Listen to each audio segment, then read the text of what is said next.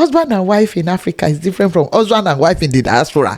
Husbands here do dishes. Yeah. Husbands here they mop houses. What? They cook. Yeah. And in fact, they take the bin out. Yeah. And in Africa, you are the oga. You are sitting there reading newspaper, and the madam is doing everything, running around.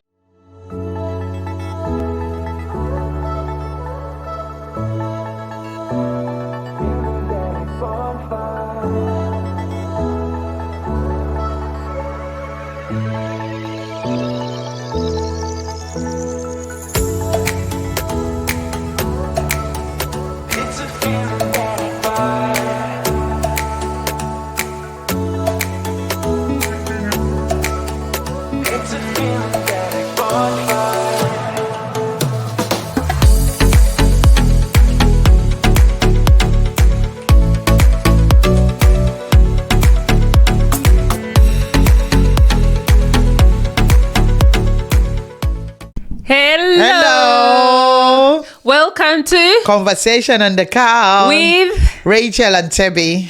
It is another African series. The African girl living and working abroad. Yes, and what are you wearing, girl? This is from the central part of the country. It's called a gomesi. Okay, what I'm wearing, I'm just wearing an African lace, and we call this a sego gili.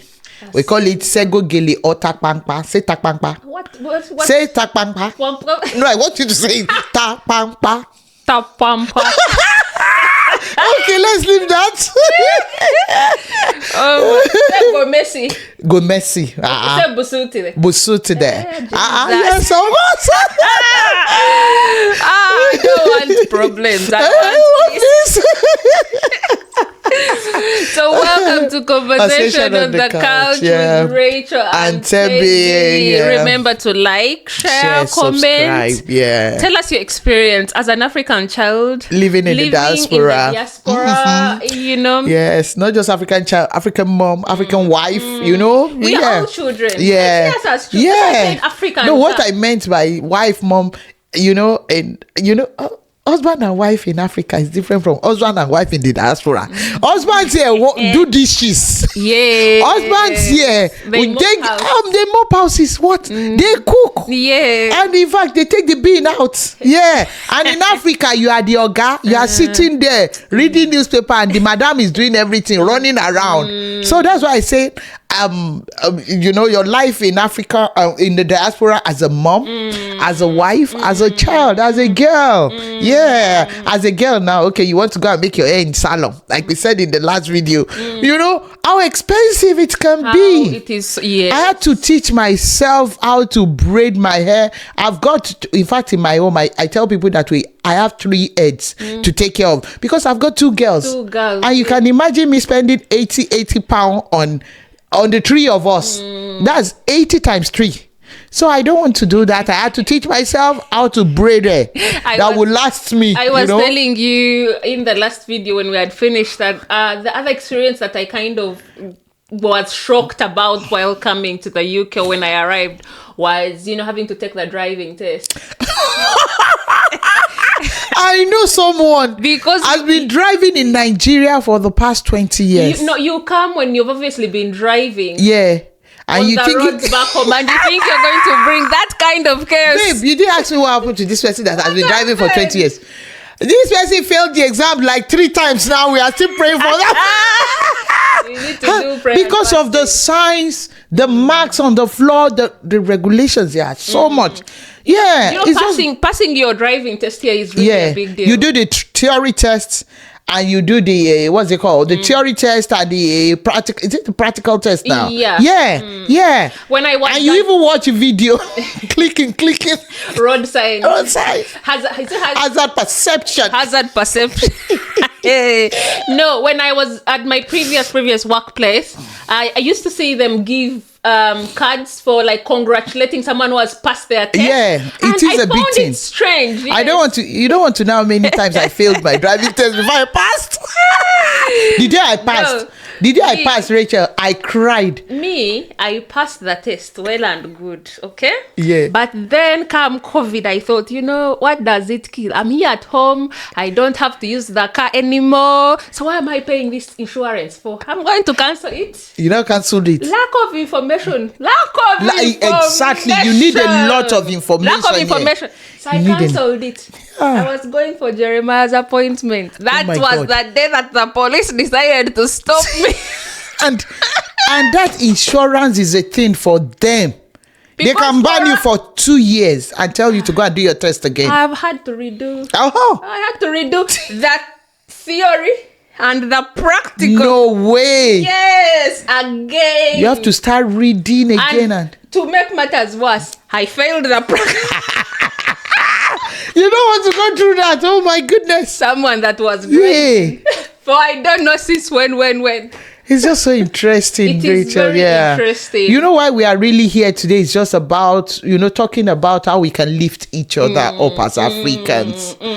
A lady made a comment in one of our videos like, wow, you are Ugandan and I'm Nigeria, that the way we just blend together. People would think we've known each other for quite some time, which is not the case. And how do you treat your brother? That's brother you even see on the street. Yeah. When you're approaching a white person, you see they give you that smile. Even if it's fake. They give you that smile. But we blacks, we will see ourselves approaching like this. That's when you see them frowning. They just pass by you as if they do it a lot here, and I'm like, why? I remember when I just arrived in the country and in my first place of work, it was lunchtime and I saw this lady. She was a lady of color.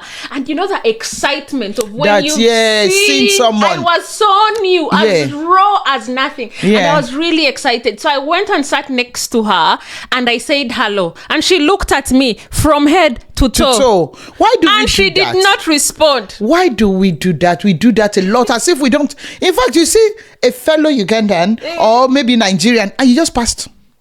And you'll be like, wow, we think, because this is a strange land, we are in someone else's land. And I believe even the skin, we should see ourselves and celebrate ourselves. I think there is something within our heads. We're always thinking everyone is a Is it complex? Is it inferiority? Yeah, it's like Rachel, that everyone is against.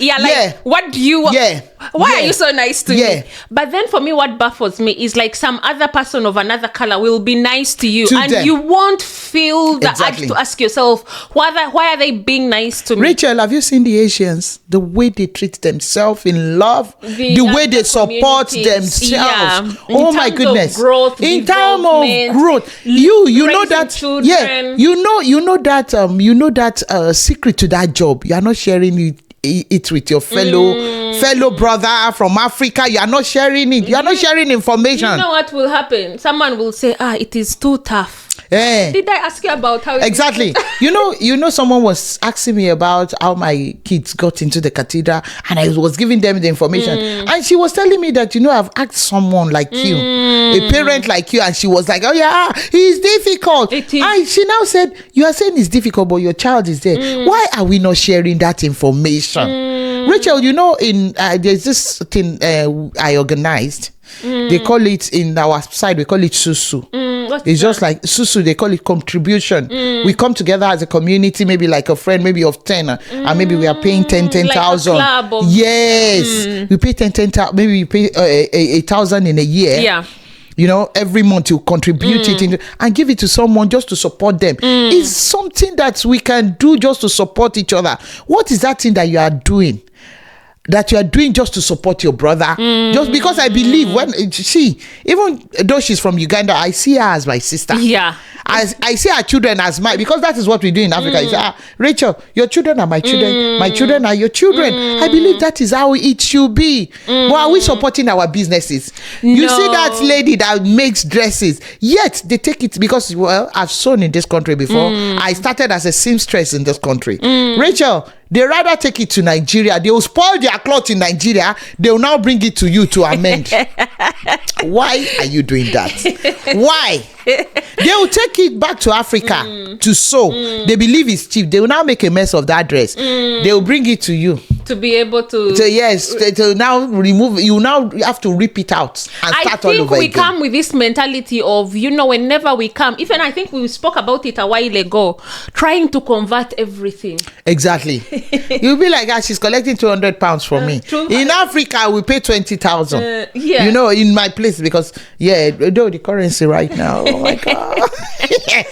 So you're coming with that mentality of having to convert everything. You're operating within your home currency. Exactly, instead of your current currency, and also putting considerations, other factors into consideration. You have a family to feed. You have a home to keep. I know. So some of the things that make us fail to really enjoy ourselves as the people of color. It's one Africa, it's one people. So we come here and then we find ourselves abroad. How can we be better? How can we support other people's businesses? How can we lift ourselves up? Yes. How can we lift ourselves up? And I think there is that playing we play the victim. Playing the victim card all the time, when you say playing the victim card all the time, like, yes, I'm stressed. Everybody's going through stress. You want to hear? That's the bitter truth. Everybody is going through stress. The pressure is all over. But what are you doing? You have to be conscious about it, because if you have to think about the stress, you are not going to support anybody. You are not going to help anybody. You're even not helping yourself. Exactly. In the first place. Yeah. You already came to this country, so you had better start enjoying. I'm sorry. It's not like I'm blowing my trumpet. I look forward to seeing, as a mom, I know school runs can be difficult at times. I look forward to saying, okay, where can I support you as I believe if we are friends, what are we doing to support ourselves? It's very important, because even this country we are in, we need it. Nobody is an island. Being a friend. You can bring your child over to mine, that, okay, you want your child to sleep over, you're going to work. I do that a lot. And I too take my children to my friend's house. With school runs. Even with school runs, what can I do to support? There are families that support me during school runs too, and I support them too, just to make life easier for us, because it's not easy. The stress without is much. Expecting anything. Exactly, without expecting anything in return. Simply because you've helped someone, don't expect for them to help you.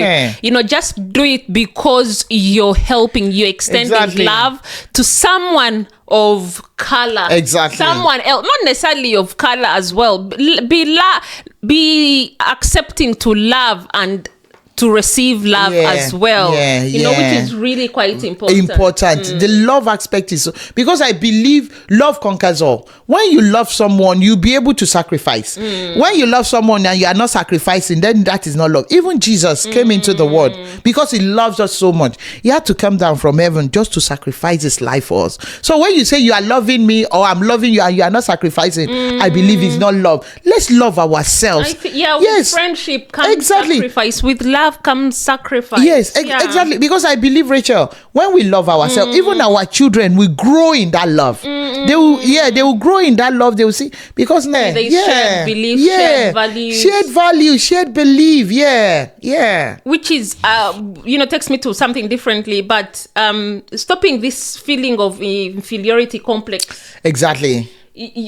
Sometimes when you have people around you, so probably you've been in the country for such a long time, and then new people coming in, and probably they look up to you, and you're telling them, you can't actually do this job because they won't favor people of color, or you can't do this because it doesn't favor and you're about matching it already for them. Let them even go and try. Just give them the right information. Let them go and try. That feeling of you're down all the time, and you want to put people where you are. You can't do specific jobs. You can't do you can't take specific career paths simply because you're of color. Playing that victim card all the time We playing the victim need to card. stop Yeah, it. If yeah. you know you've left your country and you've come to a foreign land, you've got to fight twice as much. Exactly. But don't let that deter you. Yeah, exactly. You don't have to bring other people's currency down. Like, Simply because you did down. that interview and it failed. No, It doesn't mean that someone else will fail. Give them information. Encourage them. Yeah. Encourage them to pursue things like And I beyond believe impossibilities. I've learned something in life, that the greatest investment in life, Rachel, is investing in people. When you are nice to that person, you are investing in that, and someday it comes back to you. And I think there've been, I don't know if there are rumors, but you find that new people come in and then they make the people who have been here longer will make you start just getting credit cards on their on their behalf, and because you have got a clean credit score. They are using you. They are literally ruining your credit score. So like to be mindful, and then putting people down, not encouraging them to aspire for more. You know what beats me? We come with a mentality, because back home how we are very religious. And we pray and we hope that God will do something for us. But then you come here and you're the very person that thinks that you cannot really raise the bar high. Like you can't go and grab those opportunities. So until next time. Because it's a lot, Rachel. We can't finish it in this episode. That's why we call it the African series. It's the African Expect more. Series. And until next time, guys, it's been Rachel and Tebby on Conversation on the Couch. Bye.